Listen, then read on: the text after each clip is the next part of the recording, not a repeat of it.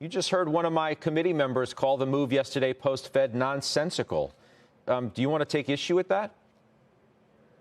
Well, one-day moves in markets are hard to explain. So I don't blame Jim for describing it that way.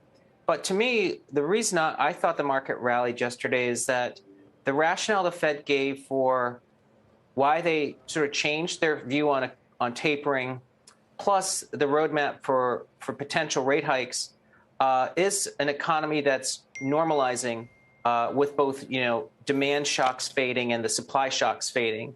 But at the same time, that framework concluded the risk that variants like the Delta variant slow the economy, and if Omicron has an impact, that they could walk back this framework. And that's very, that's a template that the market understands and agrees with and doesn't think there's policy error. So to me, I think it's actually a risk-on roadmap that he provided, because it's sort of saying, look, unless Delta and Omicron and other variants, don't sort of change the trajectory, the Fed could be tightening.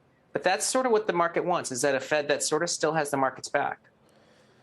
Now, you're not trying to describe a Goldilocks environment, are you? Where even though we're having Fed tightening, it's what the market wants, it's what the economy can withstand, and yet it's going to be flexible enough in that environment. And by the way, we still have a lot of liquidity, even though they're doubling the pace of the taper. Let's not think that because they're doing that, all of a sudden the rain stops falling from the sky, right? They're still doing that. That's exactly right. He said it several times that tapering is not tightening. It's just not adding accommodation, which is different than removing accommodation, which is what rate hikes are.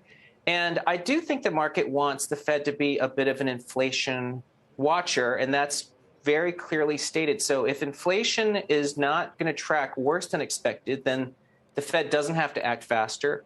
And then if we have sort of, as you know, this looming uncertainty because of these variants and the transmissibility, that's going to create the uncertainty that keeps the Fed a little more dovish. And I think post confirmation, which is in February, we could also have a change in the character of the Fed. But at the moment, it's important for Powell to be reconfirmed. So you're sticking with your call. I mean, that's the bottom line. 4,800 end of this year, if not even stronger, and 5,000 into the beginning of next year.